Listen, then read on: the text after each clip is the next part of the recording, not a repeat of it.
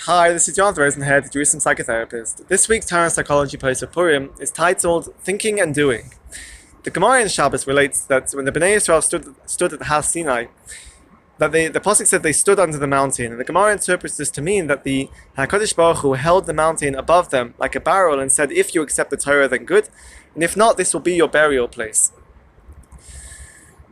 And therefore, it seems to be that it suggests that the Gemara, when the Bnei Yisrael accepted the Torah, they accepted it under coercion, that they were forced to accept the Torah, that they had no other choice. The Gemara then goes on to explain that at Purim, they then re-accepted the Torah, but this time it was a voluntary decision, that they voluntarily accepted the Torah. Kimu masha kiblu kavah. Whereas how Sinai was under coercion, Purim is now a decision out of awareness and free will.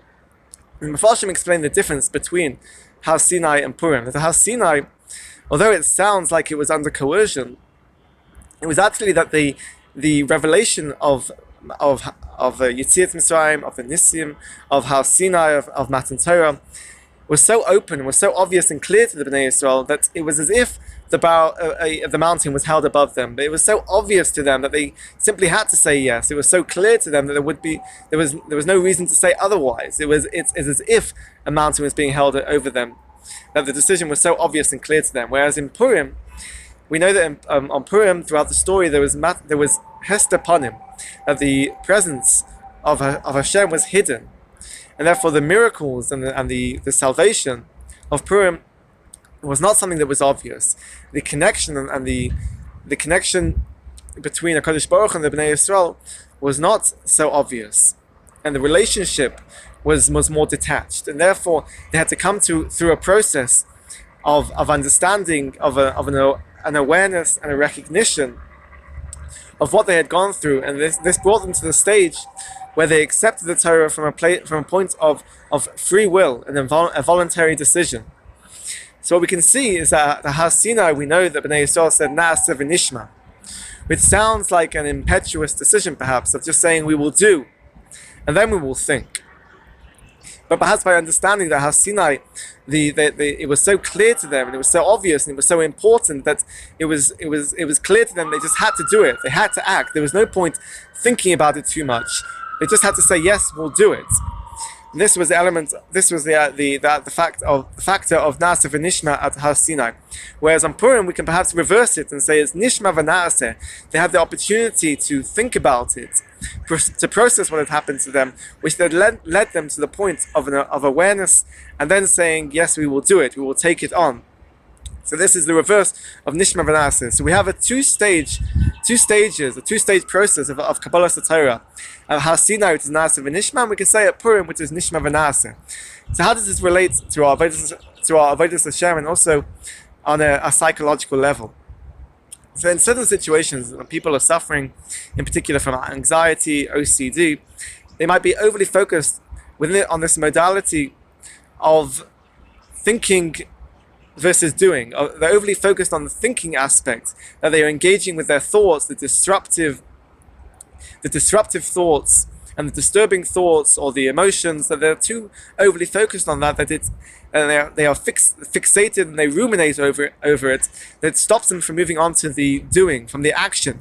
Perhaps if someone is overly concerned with if it's checking OCD, making sure that everything is in order, if the door is locked, or if they have a phobia or a fear of germs and contamination, they're overly focused on the thinking aspect, which stops them from being able to put things into action and function and behave in a normal adaptive way.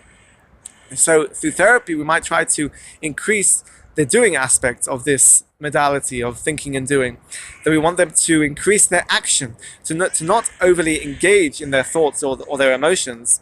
So for example, in anxiety, there's a technique called emotion response prevention, where we will expose a person to the anxiety-inducing stimuli. If someone's afraid, has a phobia of germs, for example, they will be put in a position where they will come into contact gradually, or they will come into contact with the germs, because they're being encouraged to regulate, to not focus on the thoughts too much, but just to do. Sometimes we just have to realize that the situation or life is too important that we can't just ruminate over everything. The Bnei Yisrael couldn't just ruminate over Har Sinai, over the Kabbalah Torah. They just had to do it. They said Na'aseh v'nishma. And so too, certain times in anxiety and through ERP, the emotion response prevention technique, we're saying to the client, just do it in a gradual way, in a controlled way, hopefully, to expose yourself to the stimuli, to regulate to it. And therefore, this will balance out hopefully, this modality of doing rather than being overly focused on the thinking. In reverse, there might be people that are overly focused on the doing instead of thinking, that they have impetuous behavior, they have poor decision making, they take risks. And this can be seen perhaps in people that have brain damage, in particular to the prefrontal cortex, which affects their cognitive processing and decision making.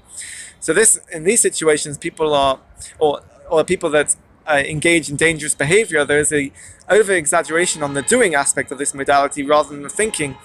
So we will try to increase the thinking.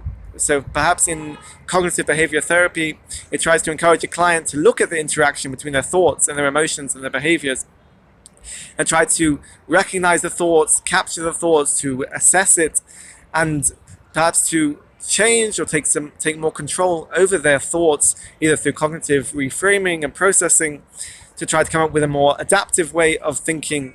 And this is increasing and empowering the thinking aspect of the modality in order to change maladaptive behaviors. So we see a balance in therapy, which looks at these modalities of thinking and doing, whether it's from the aspect of Na'aseh v'nishma or Nishma v'na'aseh. We see that there needs to be a balance between them in order to live a healthy life and to function in an adaptive way. And on Purim, we read that Bnei Yisrael said, now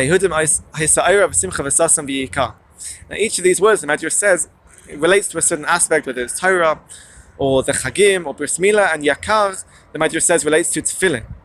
And Tefillin, we know we have the Tefillin Shel Yad and the Tefillin Shel Rosh, which we place on our head around the area of the prefrontal cortex, which we said is for cognitive processing and usually for decision making. And also on our arm, on our muscle, which represents action, which represents our behaviors. So we see through the Tefillin and the Yakar of La'ihudim Ha'isayah V'Simcha V'Sasim Yikar, this is giving a seal of approval, a rubber stamp to this relationship and interaction between thoughts and action, this relationship and the continuum in our Avodas Hashem between Na'aseh v'Nishma and Nishma v'Na'aseh. Have a great Shabbos, Purim Sameach, and keep well.